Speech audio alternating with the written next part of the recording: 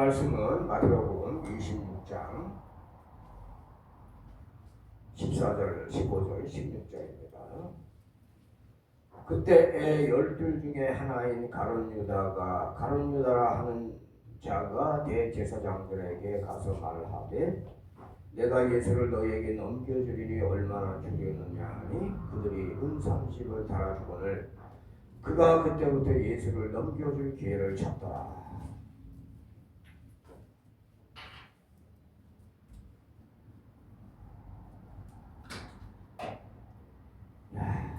선생님을 팔아먹겠다. 이거 있을 수 없는 일인데 우리가 세상을 살아가다 보면 이런 일들이 없는 게 아니더라고요. 있어요. 이 돈 받고 독립운동하는 애국자를 밀고 하는 자들 옛날에 있었어요. 이게 뭐 하는 거냐? 국가를 반역하는 것인데 이런 자들이 일제 강점기 시절에 많았다는 것은 우리를 슬프게 만드는 사실이잖아요. 이게 왜 슬프게 하는 거냐? 지금 우리가 만나고 있는 사람들 중에도 이런 배신자들의 후손들이 있을 수 있다는 가능성을 배제할 수 없다는 거예요.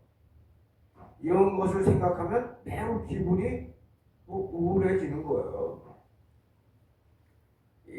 대한민국에는 안중근, 유관순의 후손도 살아있지만 수많은 배신자도 있다는 것을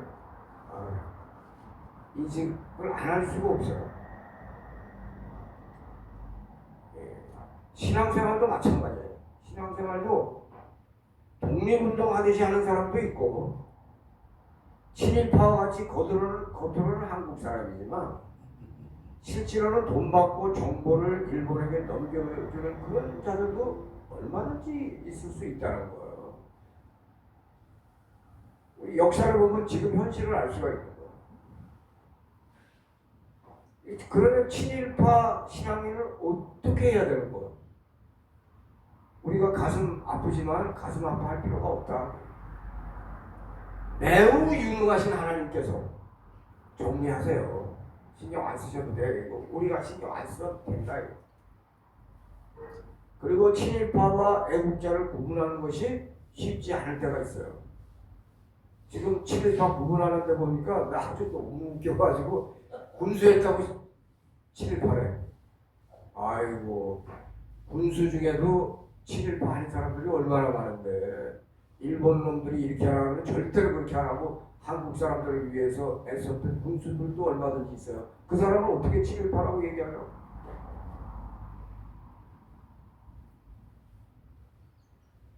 친일파와 애국자를 구분하는 것이 쉽지 않을 때가 있어요. 그럴 때는 하나님께 맡기는 게 답인데 오늘 본문에 나오는 가룟 유다도 판단하기가 쉽지 않다 하기. 생각을 해보세요. 맨 마지막은 뭐예요? 오늘 장면을 보면 배신하는 거지만 예수 그리스도께서 선택하셔서 사도가 된 거 아니에요? 처음에는 똑같았어요. 사도 요한이나 베드로나 가룟 유다나 생업을 버리고 주를 따를 정도의 열정과 믿음과 기대가 있었다는 것은 똑같아요. 그런데 어느 때부터인지 그는 변한 거예요. 사도로서 기본을 지키지 않고 있는 거예요. 믿음이 생기면 순수하게 주님을 따르는 게 중요해요. 순수하게 주님을 따르려면 말씀대로 살아야 돼요. 말은 쉽지. 근데 내가 보면 아닌 사람들이 있어. 주님을 따르는 자가 십계명을 거부하고 내 방식대로 살면서 주님을 따르고 있으면 이거 무늬만 제자로 전락할 수 있는 거예요. 가룟 유다라고 그러지. 가룟 유다. 나사렛 예수. 그 앞에 이름 앞에 붙는 건 뭘 얘기하는 거냐? 지역을 이야기하는 거예요. 그 가룟 대부분 제자들은 이북 사람들이었는데 가룟 유다는 남부 사람이었어요. 갈릴리 사람들은 변방 기질이 있으니까 예루살렘과 가까운 사람은 변방 기질이 있는 게 아니라 약간 교만한 기질이 있다고 볼 수 있어요. 무슨 얘기냐? 같은 이스라엘이지만 가치관과 기대치에 미묘하게 다른 방향과 기질을 가질 수 있는 거예요. 지역적 차이 때문에 그래요. 같은 지역 출신끼리 잘 어울릴 수 있고 상대적으로 가룟 유다는 먼 감정을 느낄 수 있어요. 다른 제자들이 그렇게 하지는 않았을 거예요. 근데 가룟 유다가 그런 감정을 느낄 수는 있었어요. 그런데 유다는 재정실무를 맡을 능력이 되었고 돈을 만지는 것이 더욱더 그의 탐욕과 맞물려서 도둑질의 달인이 되게 하였을 거예요. 야, 하나님 것을 훔친다. 이게 얼마나 악한지 모르고 습관적으로 하고 앉아있다. 이제 나쁜 길로 가려고 하는 거죠. 북쪽 갈릴리 사람들은 지금으로 이야기하면 진보 성향이에요. 이 타문화와 접촉이 많고 개방적이며 혁신적이며 새로운 사상도 수용하고 헬라어도 사용했어요. 반면에 남쪽 유다는 보수 진영의 보수 정통, 성전과 율법 중심이고 권위를 인정하고 히브리 전통이 아주 강세였어요. 그러니까 똑같은 이스라엘인들은 다르다. 베드로는 예수 그리스도를 부인하는 것으로 한없이 죄송하게 생각하고 다시는 그렇게 하지 않을 것을 각오하는 것이었으나 가룟 유다는 그렇게 하지 않았어요. 건너면 안 될 강을 건넌 것을 인식한 후에 자살로 마무리하는 어리석음으로 끝을 냈다. 자살로 끝을 내면 안 된다. 가룟 유다의 삶 속에서도 우리가 분명히 알아야 되는 게 뭐냐? 아무리 절망이 와도 자살로 끝장을 내면 안 된다.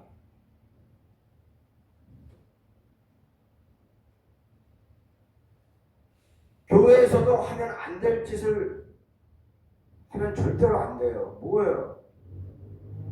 이게 주님을 섬기다가 조상신 섬기러 가는 자, 이거 가룟 유다의 길을 가는 거예요. 아, 이거 진짜 이러면 안 되는데,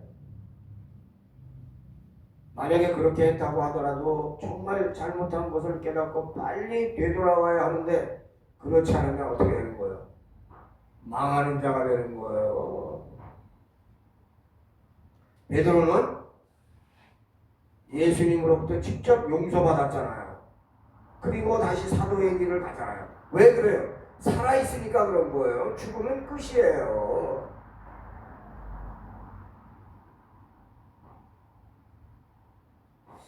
이 평신도들이 마치 목사보다 더 신앙이 좋고 모든 것을 아는 것 같이 교만한 말만 골라서 하면 먼저 누굴 망치는 거예요? 자신을 망치는 거예요. 그리고 또 남들에게도 나쁜 영향을 끼치는 거예요. 평신도는 하나님 말씀을 배우는 입장인 것을 잊지 말고 겸손하게 배우려고 하면 이 말이 많을 수가 없어요. 믿음이 쑥쑥 자라게 돼 있어요. 말은 언제 쓰는 거냐? 전도할 때 사용하는 것이지 교사도 아니면서 사석에서 남을 가르치려고 하면 이거 질서가 무너지는 거예요.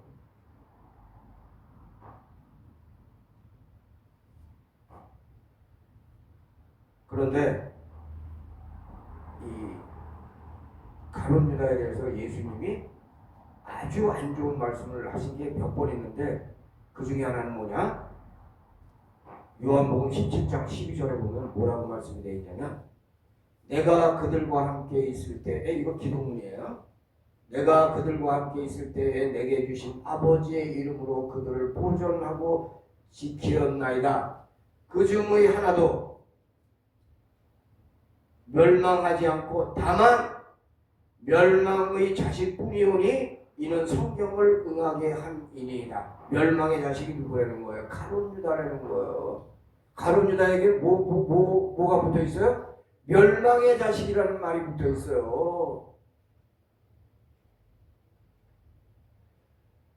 처음에는 선택받고 돈괴도 맞고 인정받았지만 평소에 교만의 극치로 살고 범죄를 계속했잖아요. 믿는 사람이 범죄를 한다. 이거 있을 수 없는 일이잖아요. 믿는 자답게 사도답게 살지 못하고 결국 십자가를 지실 때 자신의 사도 임무를 배신으로 마무리했잖아요. 이거 배신을 우습게 생각하는 사람들이 많은데 배신자는 멸망의 길로 가는 거예요. 뭔 얘기예요? 지옥 간다. 가룟 유다와 같은 멸망의 아들이 성경에 또 한 번 나와요. 멸망의 자식, 멸망의 아들이라는 말이 성경에 딱 한 번씩밖에 안 나와요. 신약 성경에. 구약에 나오지도 않더라고요. 데살로니가 후서 2장 3절을 보면 누가 어떻게 하여도 너희가 미혹되지 말라. 먼저 배교하는 일이 있고 저 불법의 사람 곧 멸망의 아들이 나타나기 전에는 그날이 이르지 아니하리니. 그날이 뭐예요? 재림이 있기 전에 멸망의 아들이 먼저 나타난다고 얘기해요. 멸망의 아들이 누구예요? 이게 적그리스도야. 그럼 무슨 얘기예요? 가룟 유다나 적그리스도나 똑같다 그 얘기예요.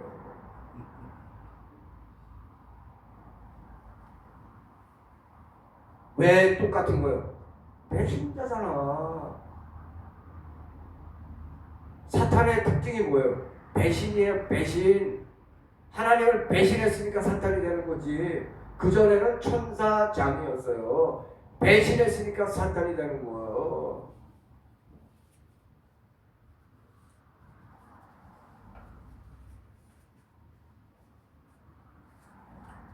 예수 그리스도와 직접 생활은 하지 않았지만 직접 만난 사도 바울은 정말 우리에게 하나님 말씀과 복음을 정확하게 전해주고 있습니다.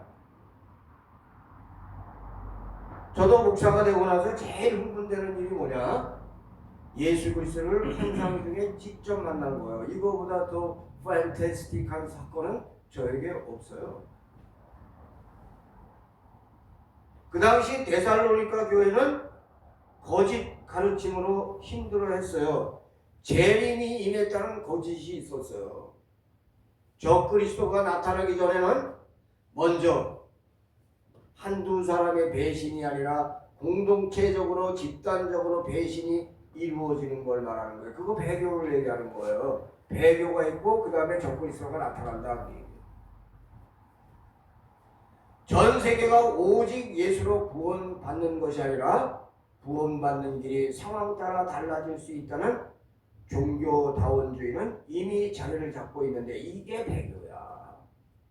이 종교다원주의가 이 적그리스도가 오기 전에 어떻게 강력하게 임하는지 두고 보시라고.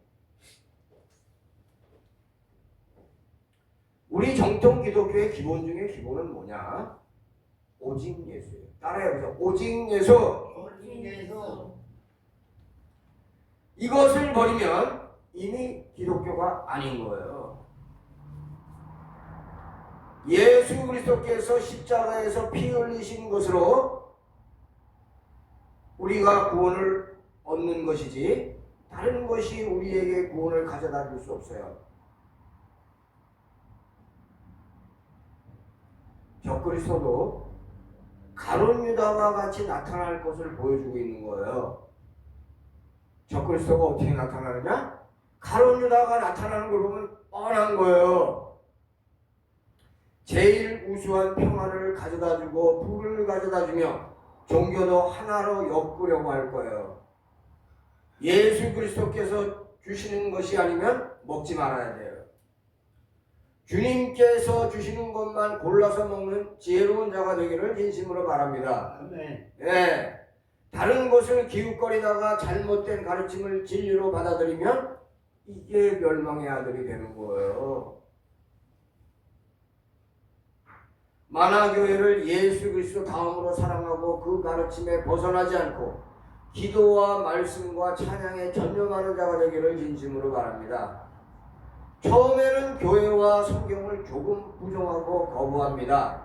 그러다가 거짓 교리로 체계를 세우고 진리에 대한 의도적인 거부를 하고 하나님에 대한 공개적인 반역을 하면 이게 자신만 멸망의 길로 가는 것이 아니라 공동체적으로 정통에서 벗어나 거짓을 말하게 된다 이거예요. 멸망의 아들 적그리스도만 지옥에 가는 것이 아니에요. 적그리스도를 따르는 자들도 멸망의 자식으로 낙인 찍히고 그곳으로 가게 된다. 정통 가르침이 있는 곳에서 신앙생활 하는 것에 대하여 감사할 수 있어야 돼요. 신약 성경에 멸망의 자식, 멸망의 아들이라고 기록된 것은 아까도 말씀드렸지만 가룟 유다와 적그리스도밖에 없어요. 배신자가 적그리스도예요. 배신자. 이 적그리스도가 나중에 어떻게 배신을 때리는데 하나님을 얼마나 모독하는데.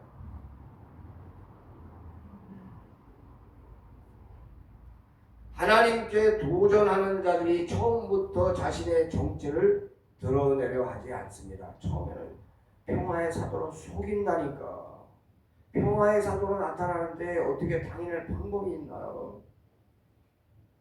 그러다가 점점 교만해진 모습이 나타나고 악해지고 범죄를 행하다가 하나님께 크게 대적하는 말과 행동을 하는 것을 보게 될 거예요. 그래서 주님도 우리에게 항상 여러 번 계시록에서 말씀하고 계셔요. 끝까지 인내하라고 하십니다. 끝까지 인내하는 자가 이게 양이에요. 염소도 평소에는 조용해요. 평소에는 일이 있을 때마다 사고 치는 거예요. 살면서 한 번이라도 잘못을 하면 확실히 고치고 나아가야 돼요. 이 정도는 괜찮겠지 라고 생각하면 그때부터 문제가 생긴다. 믿음이라는 것은 믿음을 잘 알아야 돼. 믿음이 뭐냐? 나를 채우는 게 아니다. 나를 반대로 죽이는 거다. 나를 죽이고 하나님을 채우는 게 이게 믿음이다. 이게 믿음이 쉬운 건지 쉬운 건 줄 알아. 쉽지 않아. 나의 뜻을 이루는 것이 잘 사는 것이 아니고 하나님의 뜻을 살피고 나의 뜻을 죽이고 하나님께서 원하시는 것을 이루는 것이 중요하다는 것을 인식해야 돼.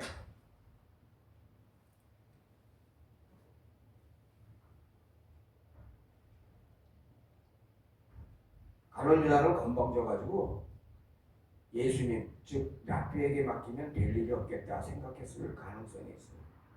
아주 시건방집니다. 하나님을 무시하면 그때부터 잘못 가는 거예요. 왜? 하나님은 실수하지 않아요. 하나님은 무능하지 않아요. 하나님은 모든 것을 다 보고 계시고 판단하고 계십니다. 하나님은 그런데 사랑이 많으셔. 하나님은 말씀과 행동이 완벽해. 하나님을 사람하고 비교하면 어떻게 해? 하나님은 지구의 생명체를 만드실 때 태양이 빛을 발하지 않고 기능을 다할 때까지 모든 계획을 다 세우고 이루어 나가고 계신 거예요. 보통 분이 아니세요. 만만하게 보지 마시라고. 만만하신 분이 절대로 아니에요. 쉽게 말하면 무슨 얘기냐? 인간 상상 초월이다. 여러분들이 생각하는 거 상상 초월로 유능하시다. 기도하면 안 들어주시는데 혹시 무능하신 거 아닌가? 그거는 당신 생각이지. 안 무능하셔. 인간과 비교 대상이 아니에요. 하나님이 어떤 분이신지만 알아도 믿음이잖아. 근데 하나님을 잘 모르는 거예요. 하나님을 만만하게 봐. 하나님은 나의 모든 것을 다 알고 있다는 것도 모르고 앉아있어요. 그리고 그래서 어떻게 믿음이 자라겠어요? 천사와도 비교 대상이 아니에요. 하나님은 선하세요. 가룟 유다가 되지 않으려면 어떻게 신앙생활을 해야 되나요? 우리는 가룟 유다가 되면 안 돼. 절대로 안 돼. 가룟 유다가 안 되려면 어떻게 해야 될까? 탐욕을 버려야지. 가룟 유다가 한 행동을 보니까 그래. 탐욕을 버려야 돼. 요한복음 12장 6절에 보면 아주 사도 요한이 정확하게 기록하고 있어요. 그는 도둑이라 돈죄를 맞고 거기 넣은 것을 훔쳐가미로라. 사심없이 정성껏 헌금하는 자가 믿음이 자라게 돼 있어요. 딱 믿음 헌금하는 것만 봐도 딱 앞으로 믿음이 어떻게 자랄지 딱 답이 나와. 난 말을 안 해서 그렇지 다 알고 있어요. 인간도 알고 있는데.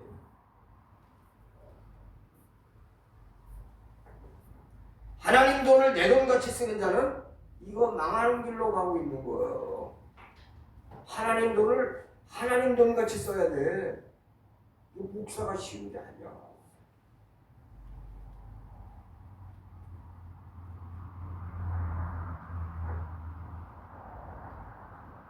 첫 번째, 탐욕을 버리라고 했어. 두 번째, 이해하기 힘든 하나님을 순종으로 받아들여야 돼. 하나님을 이해할 수 있으면 좋지. 근데 이해할 수 없을 때도 얼마든지 있다는 거예요. 성경을 다 안다고 착각하지 마세요. 난 뭐 성경 10번 읽었으니까 뭐 성경 알아요. 천만의 말씀 모릅니다. 아직도 멀었습니다. 유대인들이 얼마나 성경을 많이 읽는데요. 그래도 시건방지니까 십자가 지시는 하나님도 몰랐고 재림이 언제인지도 모르고 있어요. 지금도 마찬가지예요.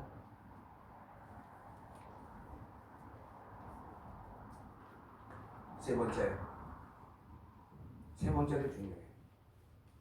내가 인생을 살면서 내 마음속에 하나님보다 큰 것이 내 마음속에 있으면 이거 골치 아픈 거야. 아주 골치 아픈 거야. 하나님보다 큰 것이 내 마음속에 있으면 망하는 길로 가는 거야.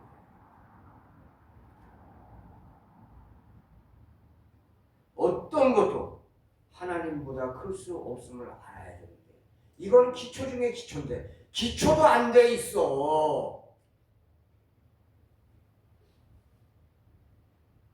보이는 물질, 명예, 힘보다 보이지 않는 하나님 나라의 중요성을 인식하고 하나님 중심으로 살아야 되는 기본도 못 지키고 있다고.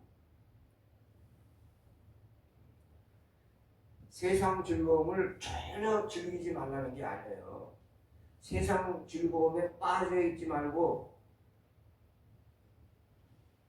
세상도 어느 정도 즐기는 거 그렇게 나쁜 건 아니에요. 근데 적당히 즐기라 이거야. 새끼 밥 잘 먹고 편안하게 잘 곳이 있으면 이 만족할 수 있어야 돼. 아무리 비싼 거 먹는다고 해서 건강해지는 것도 아니더라고요. 3천만 원짜리 한 끼 먹어봐봐 건강해지나? 아니라니까. 10,000원짜리, 5,000원짜리, 6,000원짜리 밥 먹는 거 똑같아요. 뱃속에 들어가면. 그런 거에 애착 가지지 말라니까.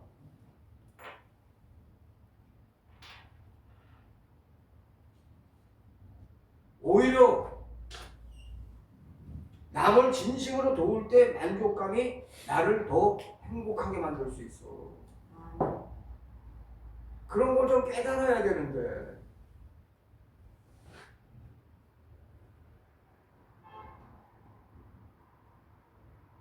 오히려 먹는 거 잘 먹는 거보다도 내가 요새 사람들이 이렇게 하는 행동 보니까 오히려 좋은 운동에 투자하는 게 더 맞는 것 같아. 근데 좋은 운동이 뭔지도 몰라. 아예 그런 거 자체도 모른다니까. 그냥 헬스만 하면 돼.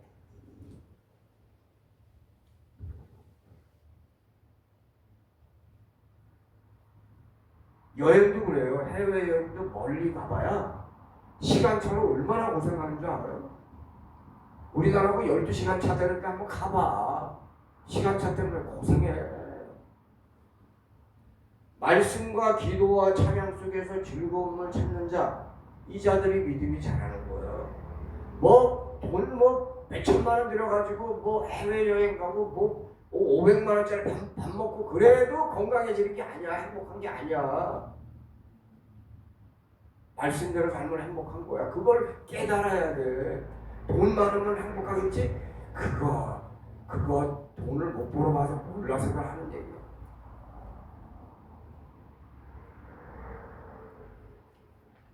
세상 것 너무 좋아하지 말고 하나님 만나는 것을 즐기는 자가 되기를 바랍니다. 잘못했으면 속히 기도하고 주님께 돌아오는데 회개만이 살 길이에요. 부정적인 생각하지 말고 엘샤다이 하나님을 의지하면 돼. 그러면 되는 거야.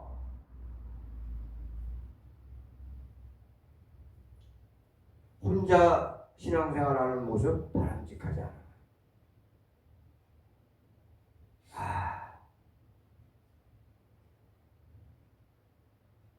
공동체 속에서 함께 성장하는 삶을 살아갈 수 있기를 진심으로